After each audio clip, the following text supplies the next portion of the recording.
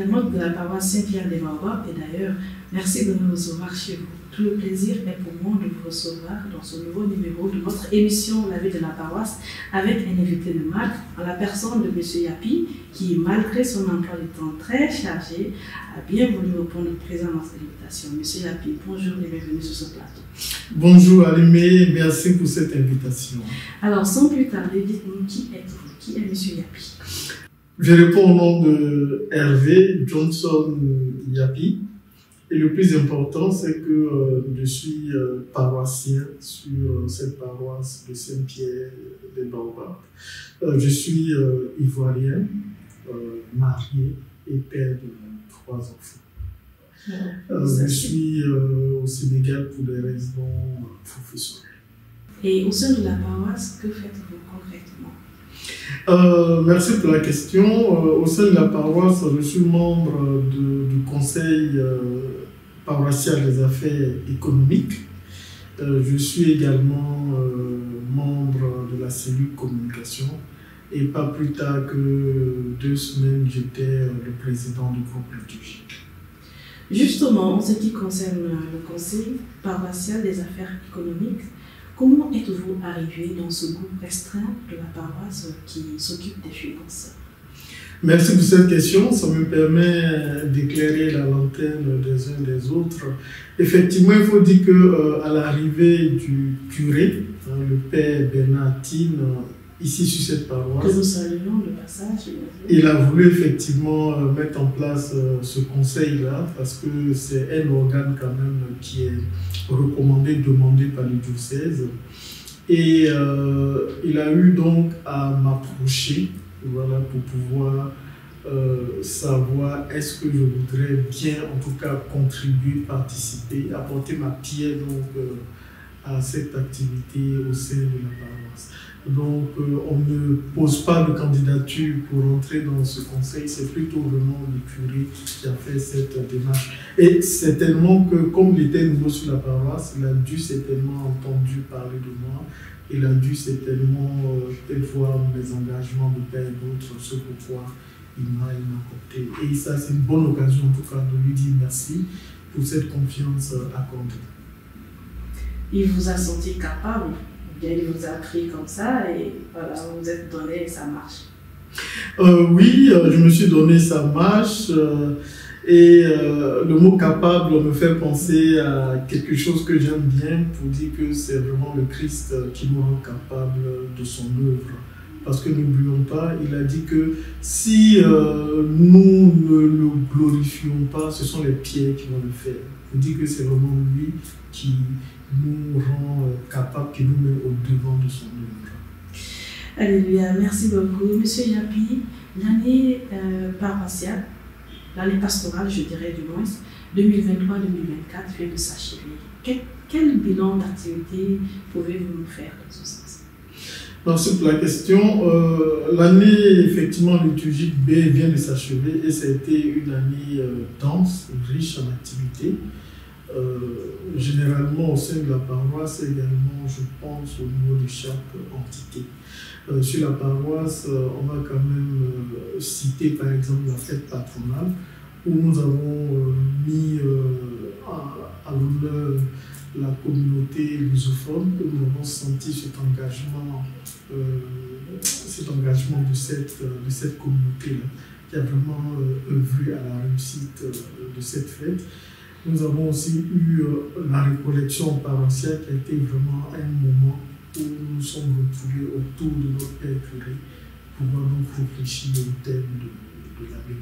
Sans oublier qu'au sein quand même de chaque entité, il y a eu des djambous, il y a eu des récollections. Tout ça a participé vraiment à la croissance spirituelle des paroissiens. Et ça, c'était une année très riche et on rend gloire à Dieu pour ça. Le conseil, comme toute entité au mouvement de la paroisse, vous est-il arrivé de rencontrer des difficultés? Si oui, de quel genre? Toute œuvre humaine rencontre des difficultés, mais comme on le dit, Dieu fait grâce. Dans ce conseil pastoral des affaires économiques, j'ai vraiment la chance de travailler aux côtés de charmantes personnes, en tout cas que j'ai connues en dehors avant même ce conseil. Et ce sont des personnes remplies vraiment d'humilité qui se sont mises au service de la paroisse. Donc cette humilité-là fait qu'on travaille vraiment en symbiose, on travaille en intelligence pour le curé et aussi pour cette paroisse. Donc les difficultés sont beaucoup plus d'ordre organisationnel. Je veux dire, il faut trouver du temps pour pouvoir se réunir, pour pouvoir faire des propositions, pour pouvoir coordonner ces activités. Donc on va dire c'est vraiment à ce niveau-là que les difficultés se trouvent. Mais Dieu fait grâce, Dieu nous donne la force de pouvoir donc surmonter ces difficultés-là. Sinon, au sein de ce conseil, il y a vraiment l'entente, il y a la symbiose et chacun vraiment se donne pour que cette mission-là puisse être un succès pour la gloire de Dieu. En vous écoutant parler, c'est vraiment la famille. Oui, je confirme à l'immédiat, c'est vraiment la famille. On s'appelle tonton, tanti. On fête nos anniversaires ensemble, c'est vraiment la famille. Alors, M. Yapi, parmi vos nombreuses casquettes, vous avez eu la grâce de diriger le groupe liturgique de notre paroisse pendant 2 mandats successifs. Quel était votre défi lors de votre premier mandat? C'est l'occasion, en tout cas, pour moi, Alim, avec cette question que tu me poses, de remercier mes prédécesseurs qui m'ont aidé, soutenu lors de ce premier mandat-là. Et je pense à tonton Lucien Attendé, je pense à tata Suzanne Onovi, auprès vraiment de qui j'ai appris. Et le défi majeur que j'avais, c'était de pouvoir concilier à la fois ce qui se faisait au sein de ce groupe liturgique-là, donc garder cette tradition pour pouvoir garder les anciens, et aussi apporter les innovations que j'avais en tête pour dynamiser ou sinon conduire comme je le souhaitais ce groupe. Donc c'était mon défi majeur pour garder ceux-là même qui étaient là et aussi pouvoir accueillir les nouveaux arrivant au sein du groupe liturgique. Et j'essaie de tenir ce défi-là pendant les 2 premières années de mon mandat. Justement, dans le même sens, lors de votre 2e mandat, vous avez été appuyé par un groupe de jeunes. Qu'est-ce qui a facilité votre collaboration? Je pense que ce qui a facilité la collaboration, c'est le fait que ce soit Jésus lui-même qui nous ait appelés à cette mission.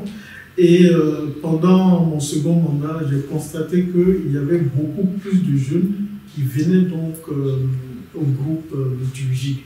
Du coup, il fallait trouver des activités qui allaient à la fois les intéresser et aussi les maintenir. Et là, je salue quand même cet engagement de ces jeunes-là avec qui j'ai travaillé au sein même du bureau, voilà, pour pouvoir conduire le 2e mandat. Et je ne peux qu'aujourd'hui, avec cette opportunité-là, leur dire merci parce que avec vous, nous avons essayé de faire le travail et continuer l'œuvre que nos prédécesseurs avaient donc posée. Donc je vous dis merci pour votre contribution à la réussite de cette mission. Dans nos investigations, nous avons entendu parler de votre implication dans l'animation de 2 cafés liturgiques au sein de la petite entité. Pouvez-vous nous en parler? D'abord, c'est quoi le café liturgique? Oui, en tout cas, Alim, tu es très informé. Là, tu as vraiment investigué. Donc, en fait, le café liturgique, c'est une initiative que nous avons apportée au groupe liturgique pour pouvoir débattre de certains thèmes, voilà, de certains thèmes liés à l'Église, liés au développement personnel, liés d'une manière générale à la vie courante. Donc c'est vraiment un moment sympa de 15 à 30 minutes où nous demandons à quelqu'un de nous partager en tout cas quelque chose sur un thème, où nous demandons à quelqu'un de coordonner, d'être le modérateur de ce moment intéressant, convivial. Donc c'est ça que nous avons baptisé café liturgique. Donc effectivement, j'ai eu à animer 2 cafés liturgiques, en tout cas cette année. Le premier café liturgique avait pour thème les 3 Jésus et les hérésies. Donc pourquoi ce thème les 3 Jésus? Parce que nous avons le Jésus historique, pour dire que Jésus est vraiment un être qui a vécu et que des données scientifiques historiques prouvent ça. Le deuxième Jésus, c'est le Jésus de la Bible. Donc on a un Jésus qui nous est présenté dans la Bible, qui n'est pas peut-être forcément le Jésus historique, mais ce Jésus-là nous parle. Et nous aussi, nous apprenons à le connaître à travers les Écritures. Et le troisième Jésus, c'est le Jésus de notre foi. Ce Jésus-là qui vient frapper à notre porte et qui nous parle. Et lorsque on a ces 3 Jésus-là, finalement, chercher à connaître ces 3 Jésus revient vraiment à le connaître lui-même et à pouvoir donc l'adorer. Donc c'est ce pourquoi nous avons placé ce thème. Et les hérésies, parce que vous êtes sans ignorer que nous préparons des textes à l'église. Donc pour nous c'est important de faire en sorte que ce que nous disons soit vraiment des choses que l'église catholique dit et que ça ne soit pas des erreurs, des hérésies que nous connaissons. Donc c'était ça le premier thème. Le deuxième thème, c'était sur l'un des 10 commandements. Tu vas honorer ton père et ta mère.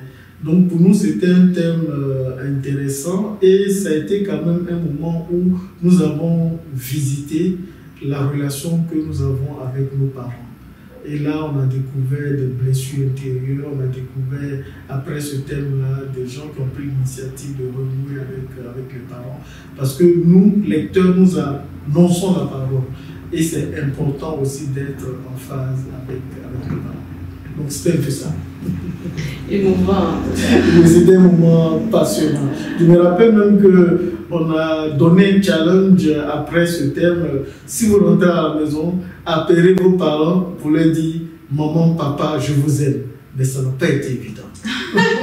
J'imagine. Force est de constater que vous avez assuré avec brio vos 2 mandats à la tête du groupe liturgique. Avez-vous un secret? En tout cas, merci. Je réfléchis, oui, j'ai un secret, mais je te dis ça à toi seul. On va pas d'effort. Ouais. Donc, le secret, c'est Jésus. Parce que ce que nous le faisons pour Jésus et pour son peuple. Donc, le grand secret, c'est Jésus. Et Jésus, il ne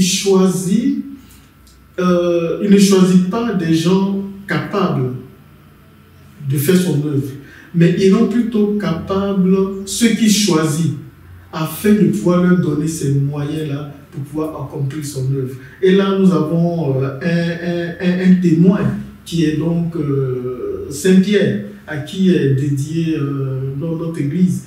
Saint-Pierre qui a fui devant cette dame qui lui demandait mais est-ce que celui-là ne faisait pas partie des apôtres?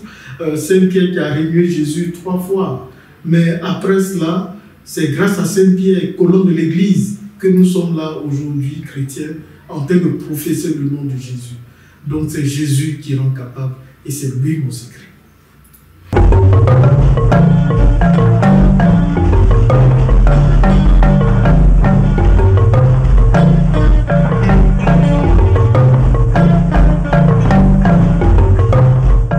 Dieu ne choisit pas les hommes capables, mais rend capables ceux qui le choisissent. Tel est l'essentiel du secret que M. Yapi, je vais partager avec vous. M. Yapi, nous avons eu l'écho par rapport à l'élection du nouveau bureau de l'électorat qui s'est fait selon l'inspiration divine. Pouvez-vous nous en parler davantage? Oui, effectivement, au sein du groupe liturgique, nous avons un mode d'élection que nous appelons inspiré de Dieu. Juste pour rappeler, il faut dire qu'au groupe liturgique, chaque 2 ans, nous renouvelons le bureau. Voilà. Et ce mode-là, c'est quelque chose que nous avons trouvé là, en tant que président. Et aussi, c'était ma responsabilité de pouvoir organiser l'élection du nouveau bureau. Lorsque on veut élire le pape, comment est-ce que ça se fait? En général, pas en général, il y a des cardinaux qui se réunissent, des cardinaux à qui on donne le droit de lier un pape, qui se réunissent, qui prient, qui invoquent l'Esprit Saint, et Dieu leur met à cœur la personne choisie pour être pape. Deuxième situation aussi, c'est au niveau de la Bible, lorsque on vient au niveau des Actes des Apôtres, il est dit que lorsque Judas, bien sûr, avait quitté le groupe des apôtres, il était important de le remplacer.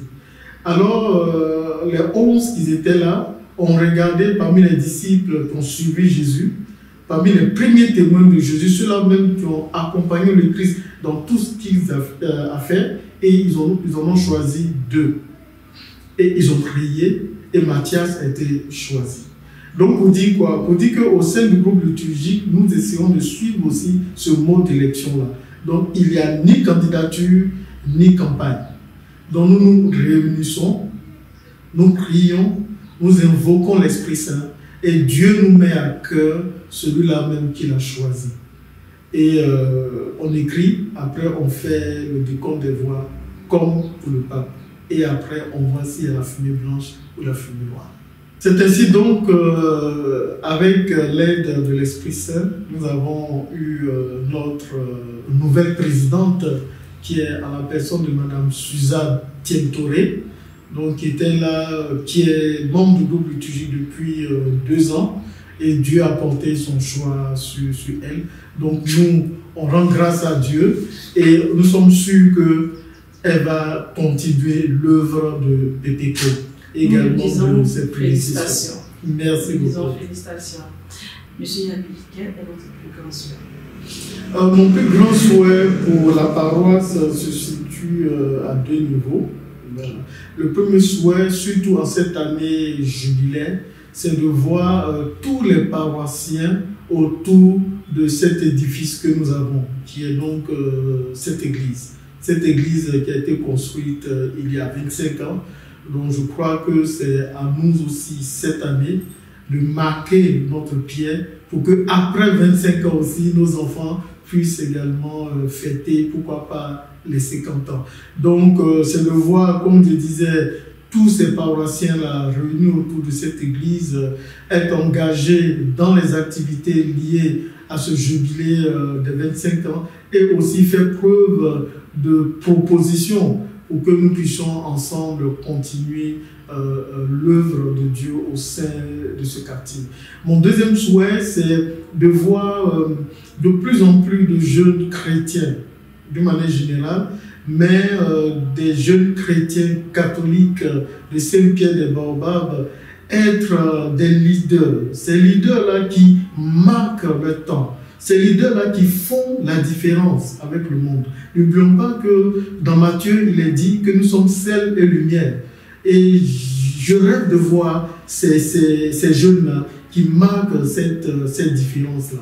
Engagés, c'est vrai, à l'église, mais aussi engagés dans la vie publique, dans la vie de tous les jours, au sein de les entreprises, en faisant la différence. Tout ça pourquoi, Alima? Pour la gloire de Dieu. Amen, nous y arriverons. Vous avez un dernier mot, M. Yabi? Mon dernier mot, c'est vrai que je suis membre de la cellule communication, mais mon dernier mot, c'est vraiment te remercier, voilà, pour ce moment, comme on le dit, cosy, voilà, que nous avons passé ensemble. Et au-delà de toi, remercier quand même toute la cellule communication qui a apporté son regard sur moi, l'homme serviteur que je suis, pour participer à cette belle émission qu'est la vie sur la paroisse. Je voudrais aussi, avec cette occasion-là que tu me donnes à l'aimer, remercier le curé qui est aumônier du groupe liturgique, donc qui m'a vraiment soutenu dans mon rôle de président et qui continue aussi de me faire confiance, de nous faire confiance, je veux dire, au sein du Conseil pastoral des affaires économiques. Donc je voulais vraiment lui dire merci ici et que Dieu continue de l'inspirer, de le garder afin qu'il soit ce père-là que Dieu a mis pour nous au sein de cette paroisse. Merci M. Yabi pour ce riche moment que vous venez de partager avec nous. Que Dieu vous bénisse. Chers amis internautes, le secret c'est Jésus, car Dieu ne choisit pas les hommes capables, mais il rend capables ceux qui le choisissent. Alors n'ayez pas honte de vous engager, quel qu'en soit votre âge. Surtout en cette année où nous nous préparons à fêter les 25 ans de la consécration de notre Église. N'oubliez pas de commenter, de liker et de partager. Sur ce, nous vous disons à très bientôt.